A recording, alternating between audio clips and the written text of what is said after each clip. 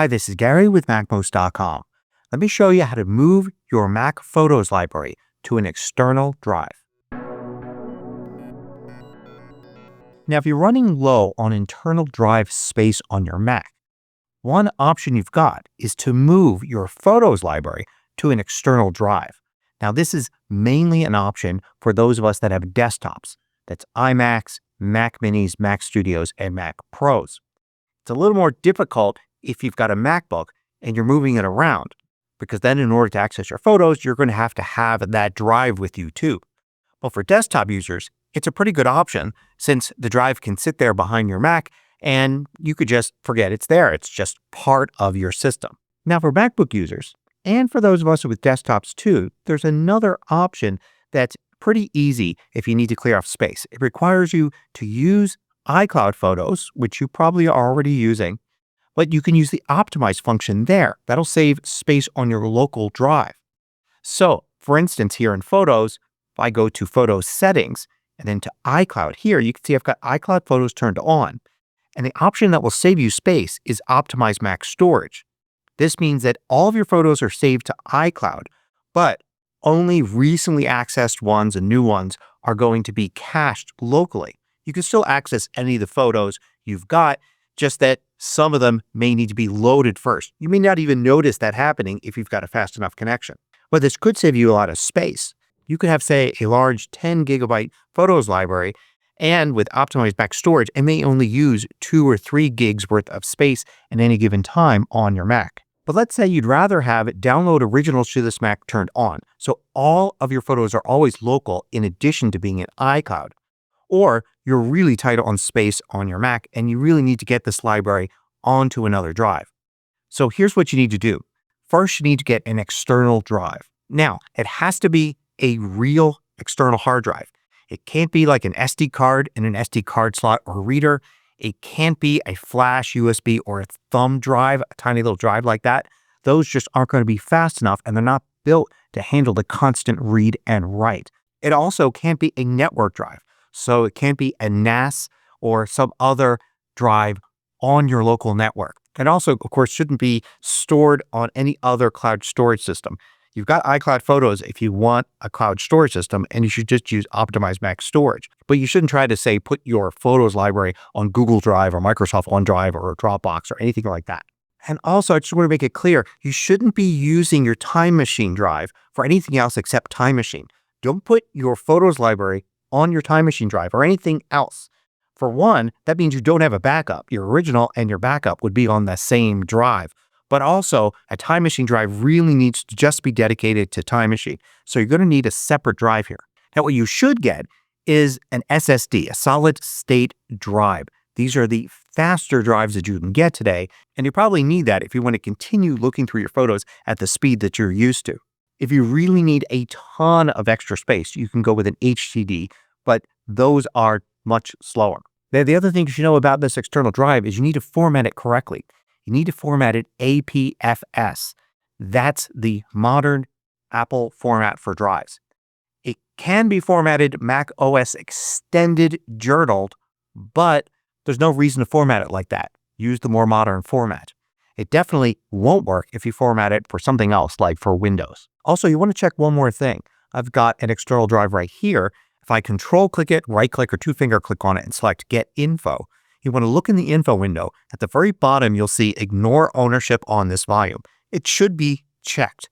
If it's not checked for some reason, you're probably going to have to click this padlock here, authenticate with your password, and change that. If you find these videos valuable, consider joining the more than 3,000 others that support MACMOST through Patreon. You get exclusive content, course discounts, and more. You could read about it at MACMOST.com/Patreon. Now let's go back into the Photos app here. To begin the process, you want to find your Photos library. In the Photos app, go to Photos, Settings, and then look under General. And you'll see Library Location. And this tells you the location of the library. It's probably in your Pictures folder, which is indeed where mine is. And it's probably named Photos Library.Photos Library, but it could be named something else. You can just click Show in Finder, and it will open up a new Finder window and take you right to it. Now, there are two distinct situations here. In Photos, if you look under iCloud, if you've got iCloud Photos turned on, And if you look under General and you see that Use as System Photo Library is dimmed, that means that this is your system library. You can only have one iCloud system library. You can have other libraries, but they wouldn't be your one for iCloud Photos. But if this is turned off, then none of that matters. You're not using iCloud at all. So System Photo Library wouldn't come into play here. Either way, it shouldn't change how you actually move your Photos library to your external drive. But I would recommend that you make sure that at the bottom of your library, you see synced with iCloud and that it's complete. There are no pending photos to sync up or down. The other thing I would do at this point is consider that this is a very good time to back up your Photos library, to archive it, get yet another drive somewhere, and actually save this entire Photos library to it. Even if you're backing up with Time Machine and you're using iCloud Photos, it could be useful, for instance, for once a year or after you get back from a big trip with lots of new photos, that you store a copy of your Photos library and put it somewhere off-site, away from where your Mac with your Time Machine backup are located. If you do that like I do, then this is a great time to actually update that, so you have an extra backup in case something goes wrong.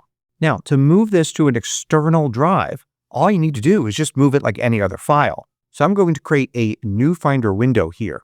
And since I've got those two windows open as the top two windows, I'm going to split them. So one's to the left and one is to the right, like that. In this window, I'm going to go to my external drive. So here it is. I'm going to take the Photos library now and just drag it over there. And it's just going to copy it over. So now I've got two copies of it. I have the original still untouched here in my Pictures folder, in my Home folder, on my internal drive. And I've got the new version of it here on the external drive. Now, if I just launched Photos again right now, it would just open this one up and ignore the copy I just made.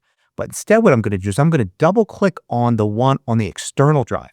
This will open up the Photos app and also tell it to use this library, not the other one. So now everything looks kind of the same. But if I go to Photos settings here, I could see the library location, and it is indeed on my external drive. Also notice if I go to iCloud, it says that's only for the system library. That's the one that's still in the Pictures folder.